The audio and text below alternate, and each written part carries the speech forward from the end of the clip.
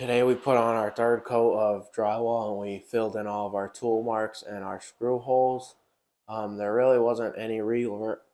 It's just one big thing I can say is when you have a built-up edge, instead of sanding it, go ahead and put a real thin coat of mud starting from the edge out and kind of feather it out. It'll probably take 15 to 30 minutes to dry and it'll save you a lot of sanding. I wish I would have known that we had to tape our showers because that's something we didn't know. It didn't take too long. I just wish we would have known it prior. So the shower would have been on par with the rest of our house and we would have had all our coats necessary to texture above our water. I think any mistakes would probably just be putting a little bit too much mud where it's not necessary.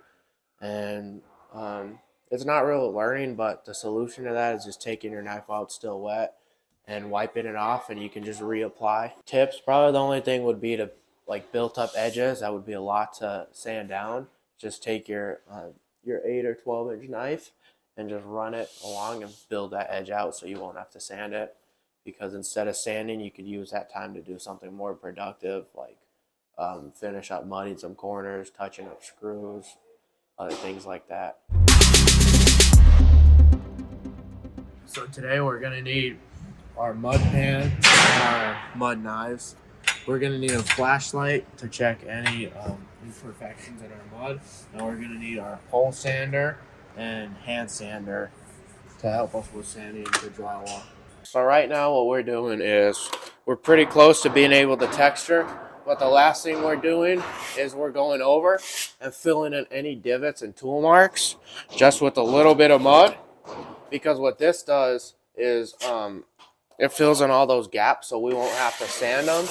So instead of sanding it down, what we're doing is we're just building it out, still giving it a smooth finish. And you can tell where a tool mark is.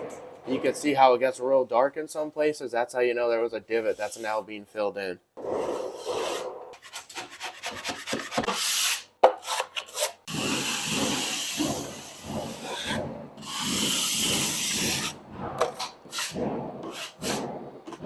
So Dan just told us that we do have to mud the shower, so we need to put tape on both of our corners and all around our top, and we're also going to go ahead and mud over our screws. The reason we're doing that is because our tiles aren't going to go all the way to the ceiling.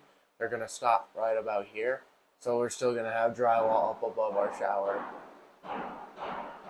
So it's the same thing as all the other corners. All we're going to do is just apply a little bit of mud, put our tape on, smear the mud out, and then go ahead and cover it with another layer.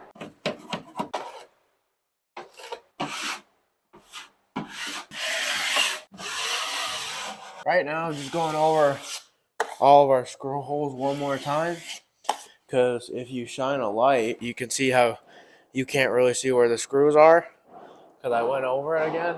But if you were to come somewhere where I haven't gone over it again, like here, you can kind of see where the screw is, and when you put paint on that, that'll really pop out. So what we're doing is we're just going to go back over one more time and check, like right here. You can see where a screw is right there. Yeah. So we're just going to go over one more time and once over and see what we have to cover up a little bit. And after we cover that up, we'll be ready to texture tomorrow. Here's a good example of your. I mean, you could leave them like this, but what you'd have to do is you'd have to, when you go and you put your texture, you'd have to purposely cover up all these holes with texture, and that would be a real pain. So what we're going to do is we're just going to make the entire wall flat, so this won't be noticeable after you put paint on. So because I'm going over our screw holes one more time, we're going to have to wait for all of this mud to dry before we can texture. So we're going to leave today, put fans on in all the rooms, and then we'll come back tomorrow and we'll be ready to start texturing.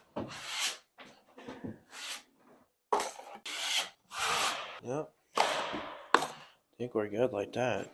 Right now I'm patching in between where the sheets are. So if you look right here, you can see there's like a little bit of a lip sticking up, and this was not an issue we had with the previous material that we're using, but because this is still poking up after we got some paint on here, I'm just going ahead and putting mastic and then this mesh tape, and then I'm going to put mastic over it just to make sure there's no water penetration spots.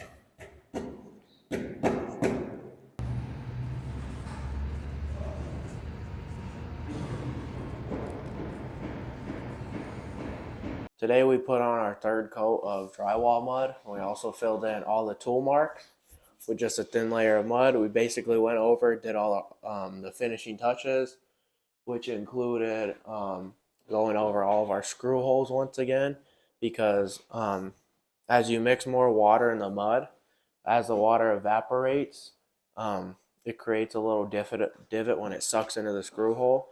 So we just went over one more time to really build those out so it won't be noticeable when we paint, or else we'd have to texture over every screw hole, and it'd be pretty hard to hit every single one. Right now it's looking really good. They're doing their last finish coats on all the sheetrock.